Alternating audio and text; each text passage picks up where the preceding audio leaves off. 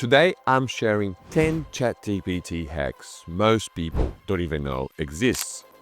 If you are only using ChatGPT like a smart Google, you are definitely missing out. These tips will completely change how you work, create, and get things done with AI. Whether you are on the free or paid version, there is something here for you. I know your time is valuable, so let's jump straight into hacking number 1.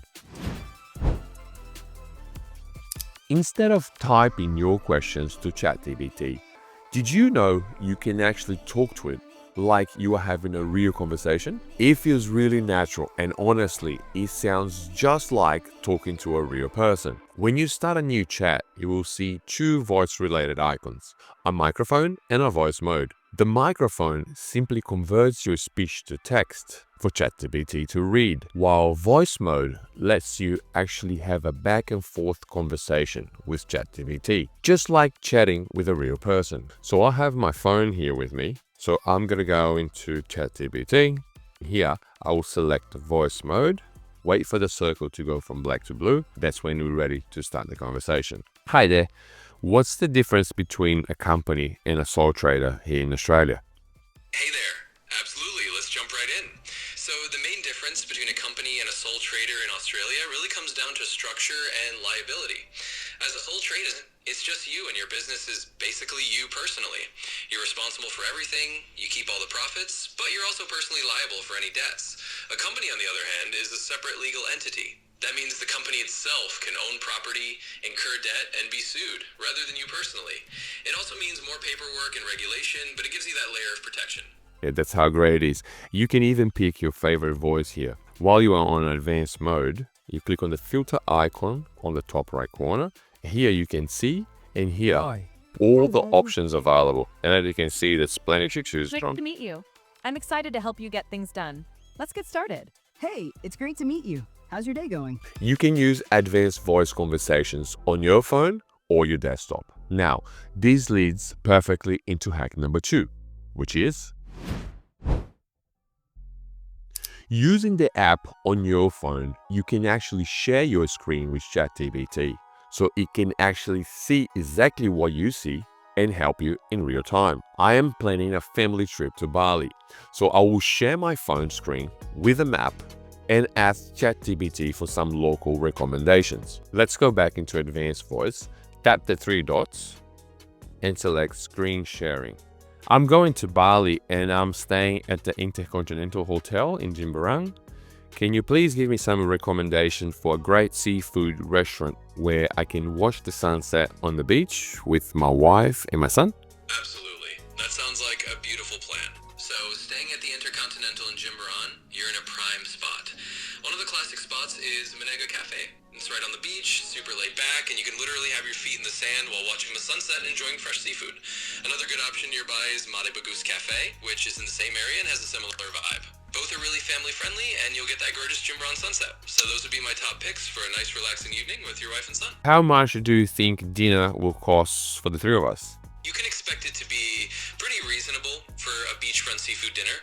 Roughly speaking, if you're getting something like grilled fish or snapper, that might be around maybe 120,000 IDR per kilogram. Prawns could range from something like 200 to 275,000 IDR per kilogram. And sides like fried rice or veggies might be around 60 to 70,000 IDR each. All in all, for 3 people, you might be looking at somewhere in the range of maybe 600 to 800,000 IDR total, depending on what you order. Combining voice conversations with screen sharing is a total game changer. All right, let's move into hack number 3. ChatGPT can now see and understand images or videos. So you can basically take a photo or record anything on the spot and ask it to analyze it. It's like giving eyes to ChatGPT. It's super handy for research, content creation, or just making sense of any visual information. Let me show you how powerful this is. I've got a few plants in my backyard that aren't doing so well. So I'm going to record a quick video and ask ChatGPT for advice. Hey, I've got this plant in my backyard. They are not looking great at the moment. Can you please give me some advice on how I can improve and bring it back to normal? Absolutely, I'd be happy to help out. If you want, you can show me the plant on camera so I can get a look at it and give you more specific advice. Otherwise, just tell me what kind of plant it is, what's been going on, and we can figure out how to get it thriving again. I'll send you a photo of it. Sounds good. Go ahead and share the photo whenever you're ready, and I'll take a look. Here's the photo. All right, I can see it. So it looks like your plant has some yellowing leaves and maybe a few brown spots going on. That could be a sign of a couple things. Often it's related to watering issues, like either a bit too much or too little, or it could be that it needs a bit of a nutrient boost. So my advice would be first to check how the soil feels. If it's really soggy, maybe ease up on watering a bit. If it's super dry, give it a nice drink. And if you haven't fed it in a while, maybe add a little balanced fertilizer or some compost to the soil. That should help it get back to normal. Let me know if you need anything else. Another example is when I use this feature to check the water quality of my pool using one of those cheap color test strips you buy at Bunnings. So I took a photo of the back of the package showing how we interpret the results and a photo of the actual strip after submerging into the water. Let's have a look what happened. Hey, I'm about to test the water quality of my pool using test strips. I'm going to give you the video of the back of the product just so you can see how you analyze the results, and then I'm going to show you the actual test strip after submerging into water. And I would like you to give me what's the best thing I need to do for my pool in order to bring the water back to quality levels, please. Absolutely, that sounds like a plan. Go ahead and show me the back of the product so I can see how they explain the color results. Once you dip the strip and show me the colors, I'll help you figure out what to adjust to get your pool water just right. So here's the back. As you can see, I have to turn the bottle a little bit for you to see the whole spectrum. Yep, I can see it. Thanks for showing that. So I see the color chart on the back of the bottle, and it's got those different rows for pH, chlorine, alkalinity, and so on. Once you dip the strip and we match the colors, I'll help you figure out what needs adjusting. Just let me know when you're ready. So here's the strips. Have been already submerged in water. So can you tell me the results? So looking at the colors on the strip, it seems like your pH is a bit on the high side and maybe the chlorine's a little low. I also see that your alkalinity might be slightly off. So to get everything balanced, you'll probably need to add a pH decreaser to bring that pH down a little bit. And you might want to add a bit more chlorine. Once you do that, your water should be back in a good range. Let me know if you need any more details. You can use it while traveling as a tour guide, identify landmarks, or even translating things on the go.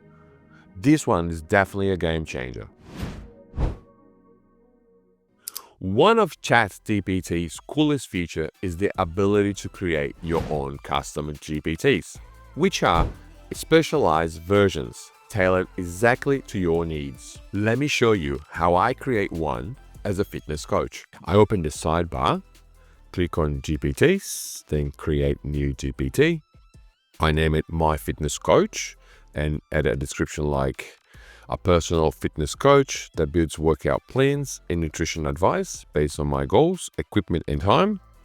Of course, you can elaborate a lot more than this. I'm just keeping it simple for this example. Next, for instructions, this is where you explain how your GPT should behave. For example, I'm going to put it, act like a motivational personal trainer, give clear, practical tips and advice, and avoid overly technical language.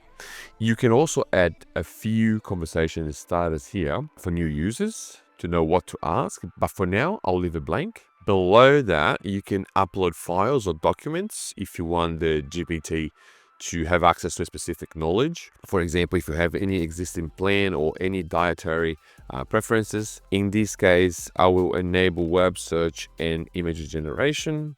Once that's done, I click create. I can keep this GPT either for myself, or I can make it available for anyone using the link, or I can make it public onto the GPT store. For this case, I'll leave as anyone with a link and click in save, then view GPT and launch it. And now I can start chatting with my fitness coach here. Can you create a 3-day beginner workout plan? I can do at home with no equipment. I have around 30 minutes a day, and my goal here is to build strength and stay consistent. And there you have it. If you are into creating visuals like thumbnails for your YouTube videos, social posts, or presentations, ChatGPT's Canva integration is a huge time saver. You can ask ChatGPT to design a thumbnail. It will create for you, and the best part is that you can open it directly in Canva and you can customize it right there. From the ChatGPT sidebar, click on GPTs and search for the Canva plugin. That's the first one here. Then click Start Chat. Here I will say, create 2 YouTube thumbnail designs for my next video about productivity tips using bold colors, clear text, and an energetic vibe. The main text should say 10 productivity hacks that actually works. He is just asking to confirm that Canva wants to talk to ChatGPT. Just click confirm. ChatGPT will generate the thumbnails. He actually created 4 options here, which is great. We can pick one of them, the one you like, and it will open instantly in Canva. From there, you can tweak colors, you can change text, add images, everything. And the best part is you don't need to leave the chat. ChatGPT can actually remember stuff about you between chats, like your preferences or what you are currently working on. To turn this on, let's go into your profile, then click on Settings, Personalization, and Enable Memory. After that, you can start customizing your experience. You can tell in how you like your answers. You prefer more detailed answers, or you prefer them short and in bullet points. What kind of work you do and what you need help with. Basically anything that helps ChatGPT support you better. From then on, you will adapt the replies to suit your needs, so you don't have to repeat yourself every time. It's super helpful, especially if you are working on long-term or ongoing projects. And if you ever want to check what it remembers, just go back to memory settings, where you can update or delete anything from there. But what if you don't want ChatGPT to remember anything at all? Well, you can either turn off advanced memory completely or use hack number 7. Let's say you want to work in private mode, like when you are working with real client data or some personal stuff. Or maybe you are just a bit hesitant to use ChatGPT because you are not sure what's remembering. That's where temporary chats come in. Here's how you can activate it. So we will open a new chat here. The top right corner, you see the dotted chat bubble here. So we click on it to enable the temporary chat. So we will get a quick confirmation on screen. And from that point on, nothing will be saved or used to train the model. And here I'm just going to give an example. I'm just testing the temporary chat feature. Can you please give me a short explanation on how it works? It's basically Incognito mode for ChatGPT. If you want to turn it off, just tap the chat bubble again. And for extra peace of mind, you can also click the 3 dots and delete the chat completely. It's a simple way to protect your privacy while still getting the full power of ChatGPT. Now, let's move on to hack number 8. If you are on the paid version of ChatGPT, there is a super useful feature called projects, and it works kind of like folders for your chats. Instead of having a long, messy list of conversations, you can now organize your chats by topic. For example, I created a project called YouTube, and inside of that project, I keep everything related to my channel. Video scripts, prompts, thumbnails, video ideas, everything, all in one place. I also have a project for my upcoming trip to Bali. So whenever I ask for restaurant tips or ideas for things to do there, it's all saved neatly in that project. Super easy to come back to later. To create a new project, just go to the taskbar and click on Create New Project. Choose a name for it, something like YouTube channel or Trip to Bali in my case, and then click Create Project. Once you're inside your new project, you can also add instructions, and this will help ChatGPT understand what the project is about and how you'd like your response to be within that workspace. For example, here you might say, this project is for planning my YouTube videos. Please keep it clear, concise, and this is going to be used for content creations only. If you have any relevant documents like scripts, spreadsheets, or research PDFs, you can also add them here by clicking on Add Files. ChatGPT would then use those files to give more specific answers when you ask questions inside that project. If you want to move any existing chat into your new project folder, just click on the three dots next to the chat, select Add to Project, and choose the project you would like to add it to. It's a game changer for staying organized, especially if you're juggling between work and personal projects. If you are on the free version, you can still have your chat history saved, but unfortunately, you won't be able to organize things into projects like this. Canvas mode is great when you are working on long text or projects. To use it, just start your prompt with the word canvas or something like write this in canvas mode, and ChatGPT will open a split screen view where you can see and edit the text directly there. Here's an example. Canvas, write a 500-word summary of the benefits of remote work. Once the draft is ready, click on Edit. Then you can highlight any section and ask ChatGPT to improve just that part without touching the rest.